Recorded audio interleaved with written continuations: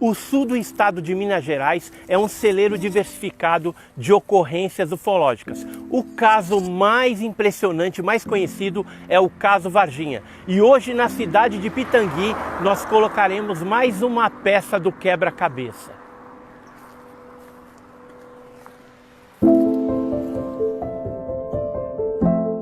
Aqui é a rua Benevenuto Braz Vieira, próximo ao número 76 aqui. Aqui era um terreno baldio, isso em janeiro de 1996. E as meninas, né, a Kátia, a Liliane e a Valquíria, elas vinham de uma faxina.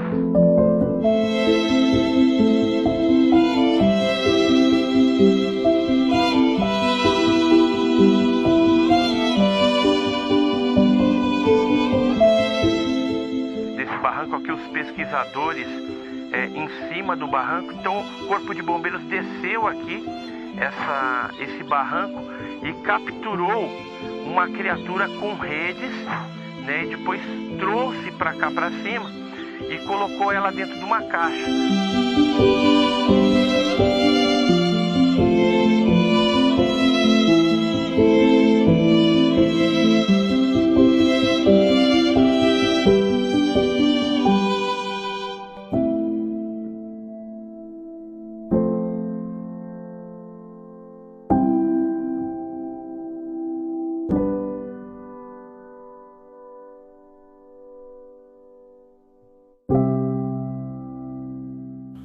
Hoje nós estamos aqui montando mais um quebra-cabeças do caso Varginha. A gente está com o senhor Saulo José Machado, que participou de uma captura de uma das criaturas. Então, Saulo, conta pra gente aí como que aconteceu isso. Antes de você ser um recruta lá no Exército, o que você fazia antes? Depois conta como se desdobrou os fatos. Bom, antes de eu ir para Belo Horizonte, né, me alistar lá, eu basicamente estudava e trabalhava na época. O sonho do meu pai era que eu fosse militar como ele, né? Ele é da Polícia Militar de Pitangui e ele queria que eu fosse militar também, né? Seguisse a carreira dele. Então eu assim fui.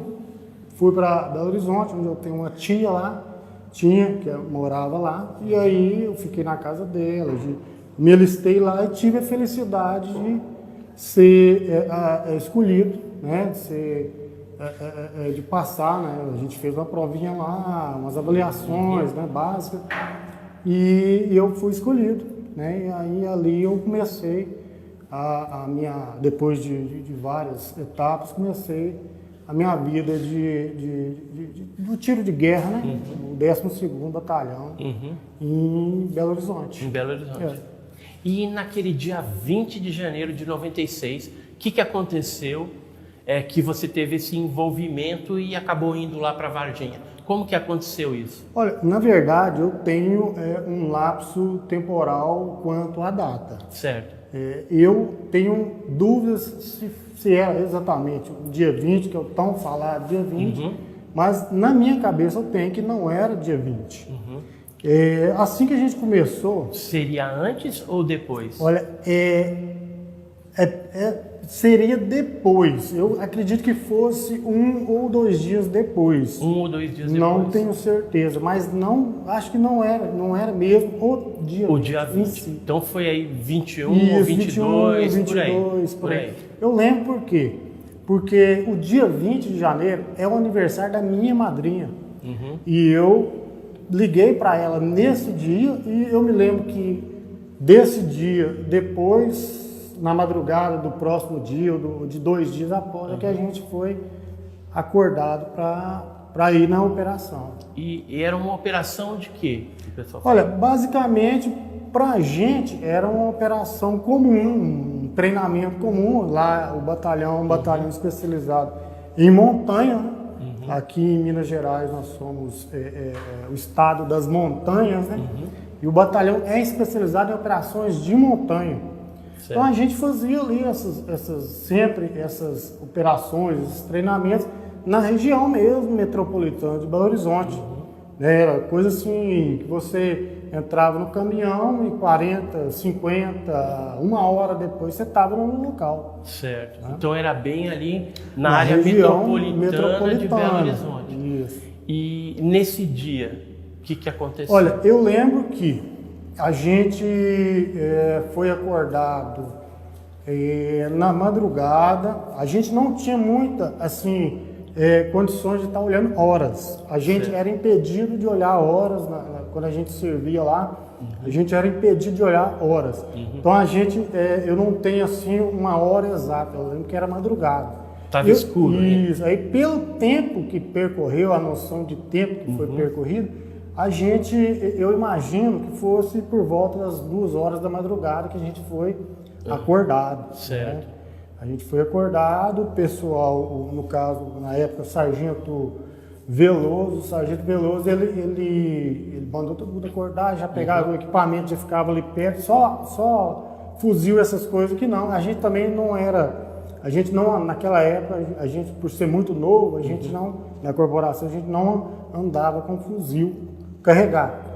A gente só andava com o fuzil descarregado, para acostumar com o peso da arma, aquela coisa toda, mas carregado nunca, pela nossa inexperiência. Então vocês saíram de Belo Horizonte com destino a um determinado local para fazer uma operação. Aí, nessa madrugada, ele nos acordou, a gente já arrumou e fomos saindo um a um. Ele deixava um a um do alojamento, não saía todo mundo junto e subindo no caminhão. Mais um dia de treinamento. O estranho foi o horário, mas a gente já estava acostumado. Você não tinha, você não perguntava nada, você não questionava nada, não existia isso. Só cumpria a ordem. Só cumpria a ordem. E a gente entrou nesse caminhão e foi mais um dia de treinamento. E foi, o caminhão foi rodando, a gente via as luzes da cidade nas frestas da lona. Por sinal, esse dia a lona estava abaixada, que era incomum nas operações, era sempre lona aberta, a lona abaixada. Aí a gente via nas frestas, a gente ia saindo da cidade, aquela coisa, e a gente percebeu que a gente pegou uma rodovia muito grande. De vez em quando a gente pegava uma rodovia, mas a gente pegou uma rodovia que não acabava nunca. Demorou bastante para chegar. Demorou bastante. E tinha gente lá que estava até dormindo de novo, né? E de Belo Horizonte a Varginha demora bastante mesmo. Eu imagino que seja bem pelo tempo que eu percebi, bem umas 4 horas e meia, no máximo umas 5 horas para chegar lá. Sim. O que foi bastante estranho pra gente. Bom, mas é aquele negócio, a gente não pergunta nada, né? E chegando lá em Varginha, o que aconteceu? Quando a gente chegou lá, pela frente do caminhão, a gente já percebeu que a gente estava chegando numa outra cidade, pela movimentação. Já estava começando a querer clarear, né? E a movimentação de carros, de conversa de pessoas, a gente viu que a gente estava chegando a uma cidade. A gente achou, eu particularmente, achei que a gente fosse atravessar aquela cidade no meio, né? Ali passar por ela e ponto. Mas chegando lá, a gente subiu um morro, depois o que eu senti é que a gente desceu e o caminhão parou, deu uma ré, no que ele deu essa ré, ele parou. Aí já abriu a lona, o sargento falou, vai descendo um por um em V. O que é em V? Em V indiano, que a gente falava muito, V indiano. Aí é uma formação em V. Em V. Aí vai um, o outro vai na frente, o outro vai à frente, o outro vai à frente, assim vai. Mas já tinha um pessoal lá. Já tinha um pessoal antes. Já tinha outros militares. Já tinha 2 caminhões lá e outros militares. Alguns que a gente via que era recruta também, imagino que fosse de outras áreas, porque de BH são só o nosso grupamento. Nós éramos em torno de uns 20 recrutas, mais ou menos, uns 20. Não passava disso, não. Você conhecia alguém? Não conhecia ninguém, a não ser o pessoal da nossa turma, que a gente também estava se conhecendo também, né? Porque era o começo, eram poucos dias e tal. E aí a gente foi. Como eu estava lá atrás, eu fui um dos primeiros a subir, fui um dos últimos a descer do caminhão. Eu fui para a ponta da mata. A gente foi descendo o barranco, tinha gente tinha civis, lá para cima tinha civis também. E a gente desceu o barranco e a gente ficava de costas para a parte interna da formação. Certo. Ou seja, de frente para as residências, para o bairro, para as pessoas, né? Certo. A gente ficava de frente, que era para guardar, para tampar alguma coisa, imagino eu, né? A gente ficava de frente para as residências dos civis. E eu fiquei, por coincidência, por destino, fiquei na ponta da mata. Ali eu fiquei por volta de uns 15 minutos, mais ou menos, ali, vendo aquela movimentação. E a gente tinha que ficar em sentido de prontidão, né? Em sentido de prontidão, com o fuzil descarregado, com o fuzil, em sentido de prontidão, olhando para frente. Né? E aí foi quando um oficial, que eu não conheço, que eu nunca tinha visto, ele deu um grito lá. Ele fez isso mesmo. Ele não deu uma ordem nem nada. Só fez... Aí que eu percebi que vinha gente de dentro da mata. Gente saindo de dentro da mata. Outros militares. Outros militares. Inclusive, aí eu tinha... não tinha mais um. Tinha um à minha frente. Eu e a boca da mata, assim, a 1,5 metro de distância.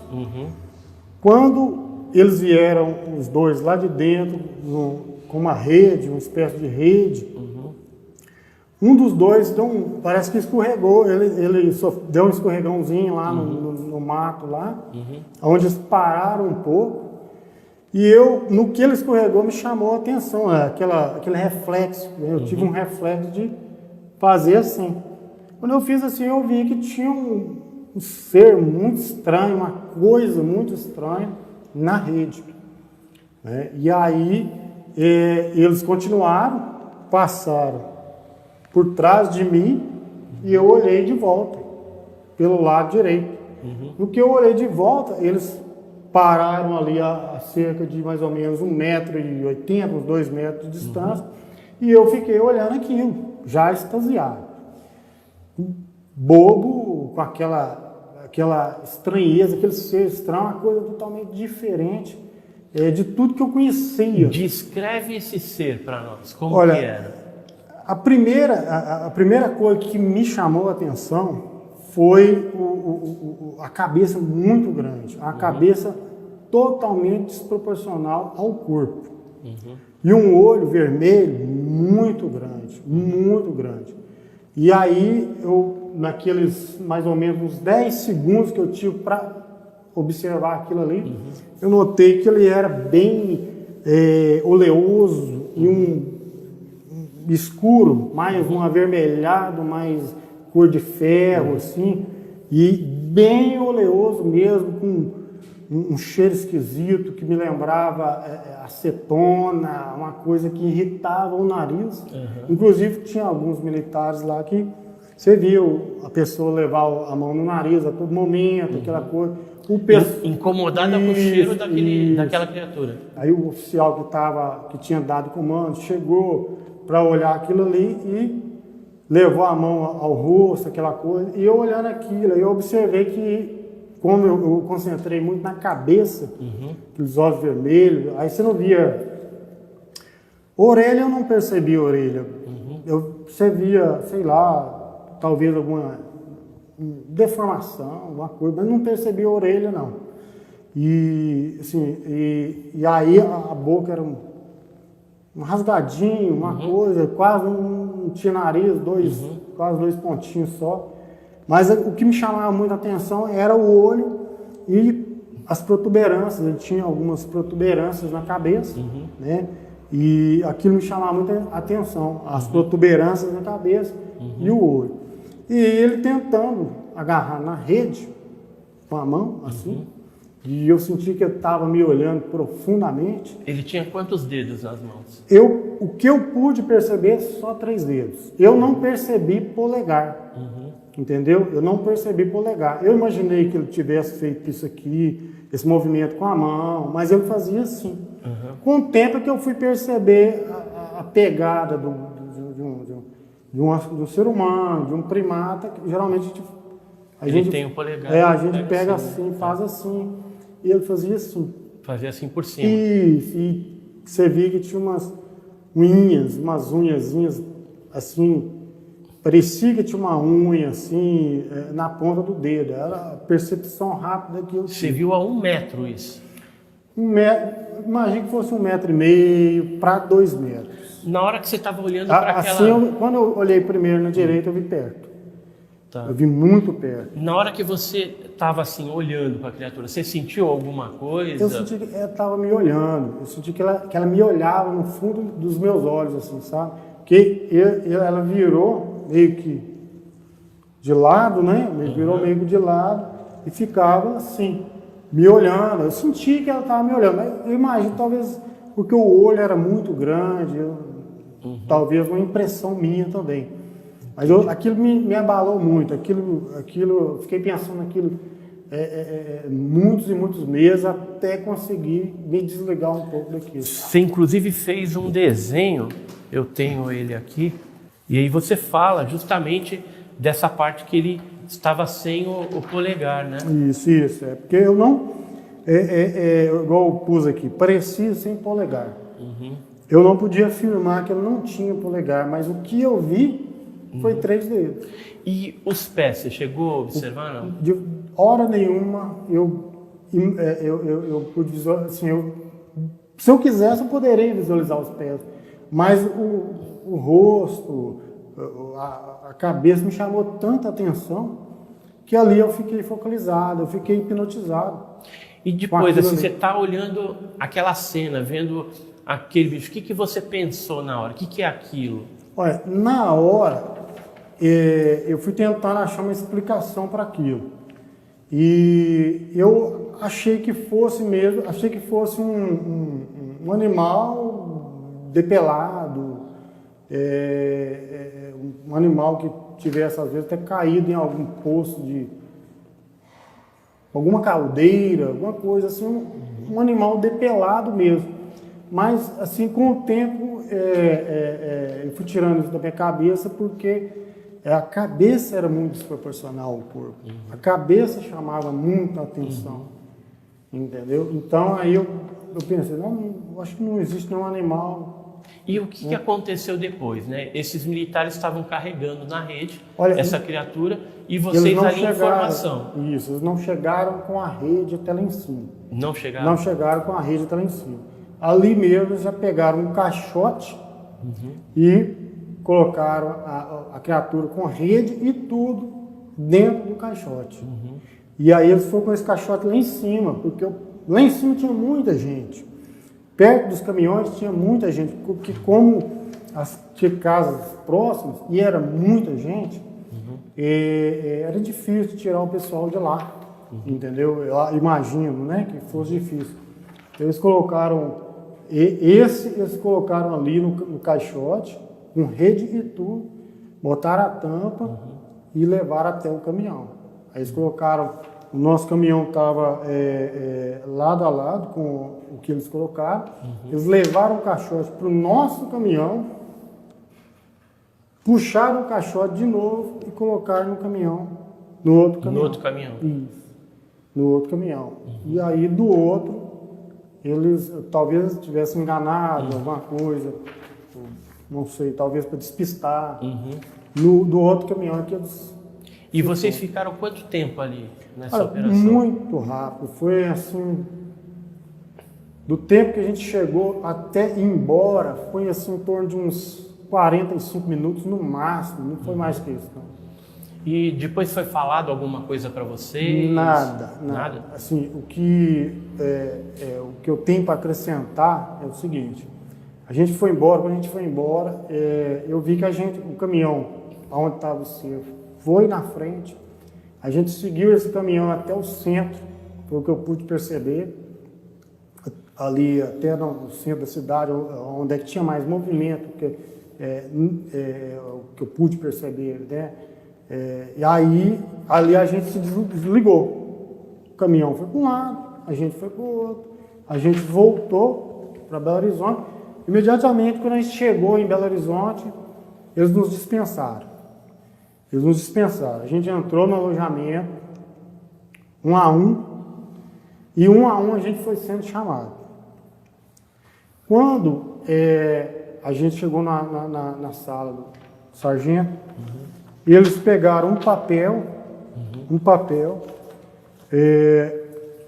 onde você tinha o papel na vertical, na direção do seu corpo, e chegaram com um papel na horizontal e tamparam o papel de baixo.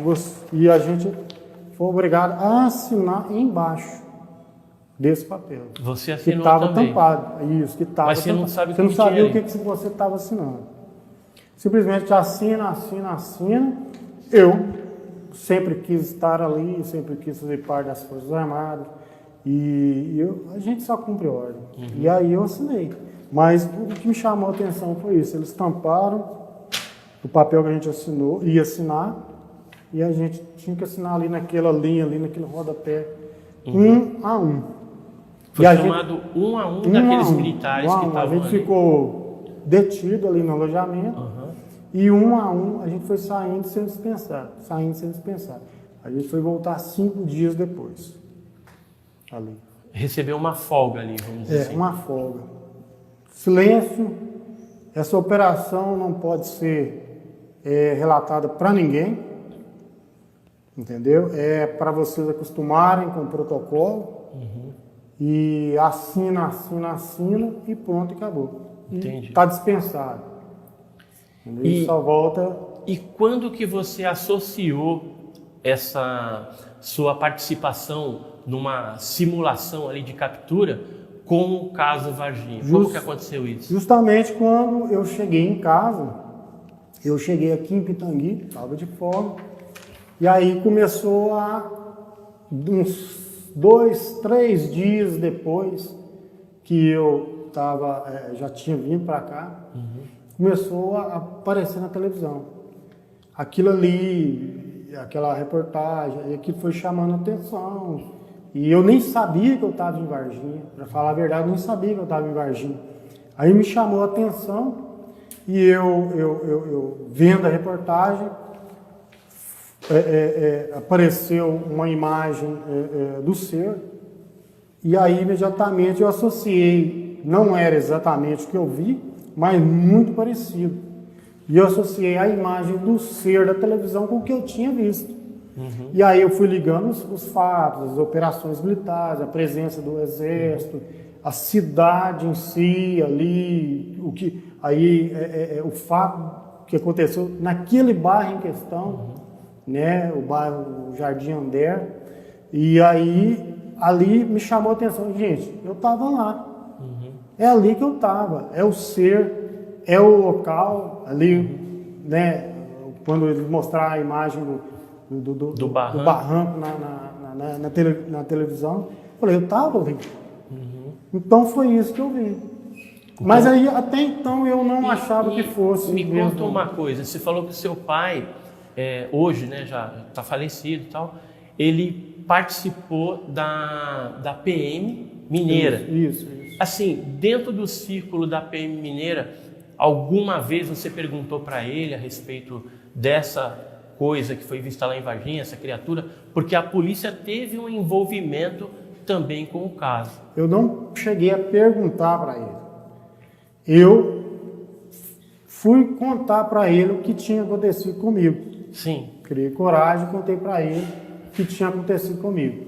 Ele me disse, olha meu filho, eu fiquei sabendo disso também na rede da PM, do acontecido. É verdade, aconteceu realmente essa operação.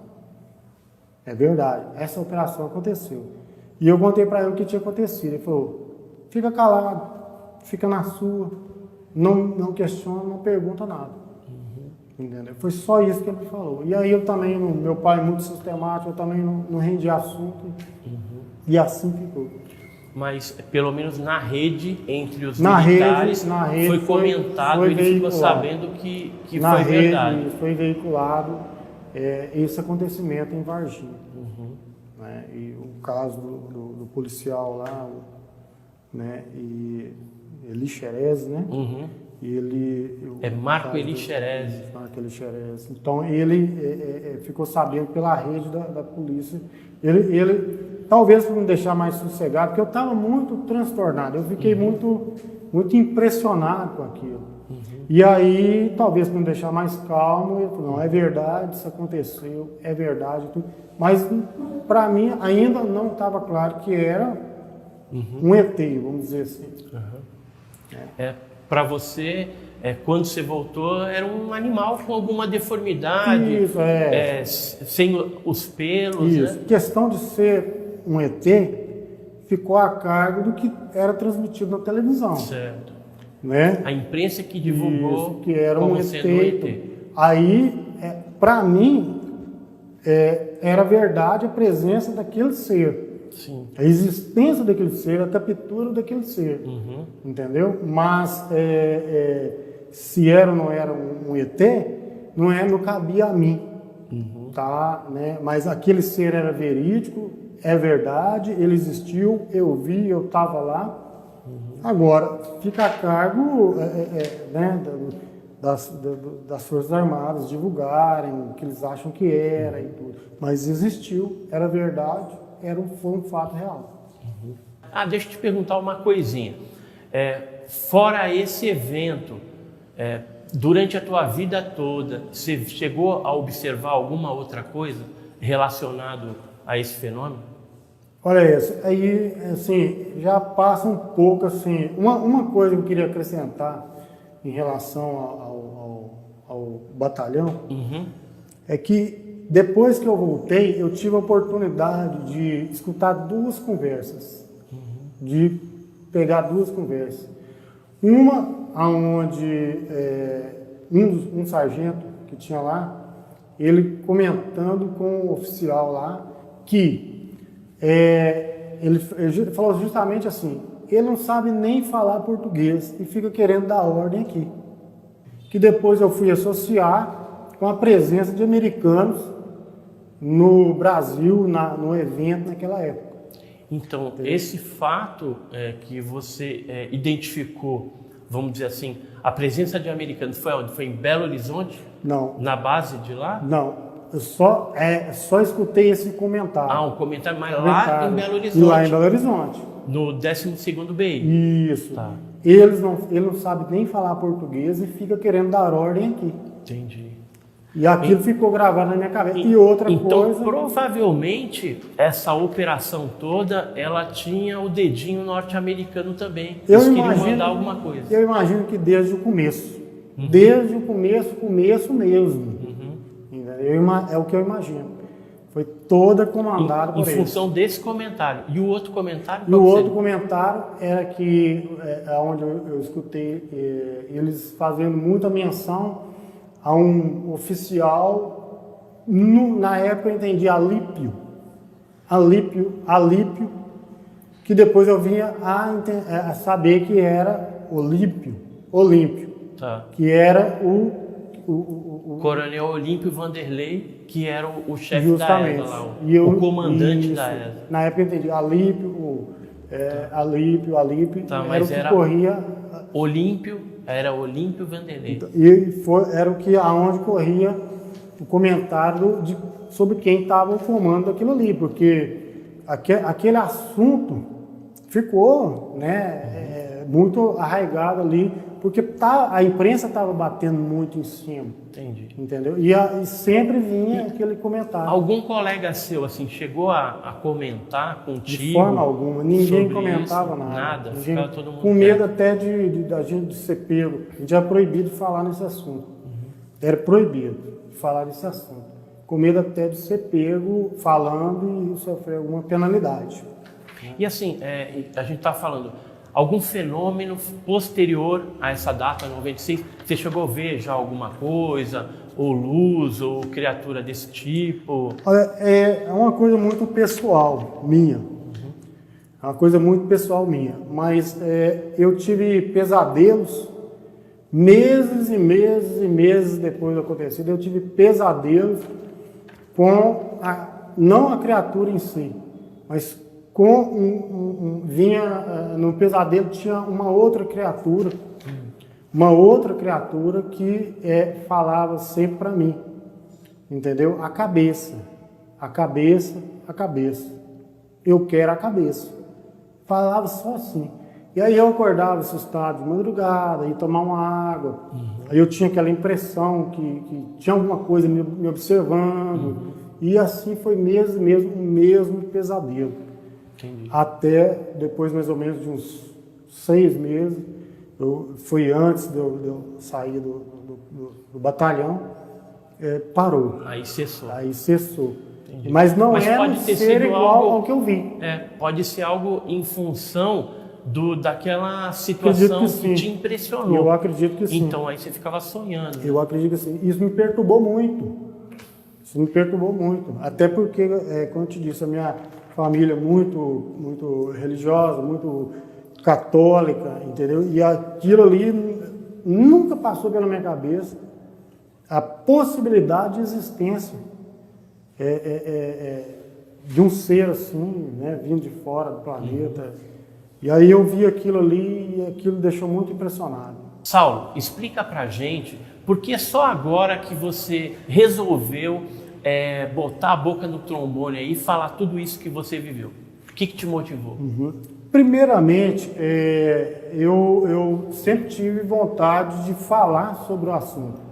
Mas o que me segurou até 2001 foi o fato do meu pai ainda estar na ativa da Polícia Militar, para não expô-lo também. Certo. E aí depois encaixou de eu ter entrado para uma empresa federal, que hoje eu trabalho nos Correios, hoje eu trabalho dentro dos Correios, e então, por esse motivo, estar trabalhando numa empresa federal, eu resolvi ficar calado até agora. Agora é que eu resolvi estar expondo, já passado muito tempo, já estou caminhando até mesmo para aposentadoria, pela empresa, né? Então já tenho negócios por fora também, e aí eu resolvi falar. Entendi. Existe um fato que a gente estava conversando em off aqui antes da nossa entrevista, que você serviu lá como recruta durante um período pequeno. E aí quando você reivindicou a carteirinha, né, do alistamento, foi dado para você outra coisa, né? Poderia falar alguma coisa a respeito disso? Bom, na verdade, eles nos dispensaram cerca de 6 meses depois do acontecido, né, de janeiro. Por volta aí de agosto, eles nos dispensaram. Certo. E aí eles falaram que iam mandar para a gente, através do correio, mandar esse certificado de reservista. Então, fui para casa, fiquei esperando, realmente chegou. Mas chegou como se eu não tivesse nem servido, não tivesse nem estado lá. E aí eu comecei a questioná-los por isso, e eles nunca me deram nenhuma resposta, disseram que não estava ali quem poderia me dar essa resposta. Aí eu procurei saber, e Sargento Veloso, não tem ninguém aqui. Assim, os teus superiores, Todos, eles foram transferidos, não estão mais lá? Não me deram essa informação, mas não estavam nenhum deles se encontrava lá mais. Eu imagino que tivessem sido transferidos. E depois dessas negações, eu resolvi deixar para um lado. Mas, apesar de tudo isso, a gente tem fotos, né, de você na época como recruta, né? Então essa fotografia ela comprova que você serviu lá no 12º BI, realmente. Naquela época a gente não tinha muitos equipamentos para registro, mas sempre tinha uma máquina fotográfica rodando por ali. E aí, inclusive, um colega meu de lá, né, ele me encontrou pelo Facebook e me mandou essas fotos, eram poucas fotos, mas me mandou essas fotos aí, e eu tive a oportunidade de guardar até de recordação, se viesse a me servir algum dia, né? Saulo, a gente agradece aí o seu depoimento.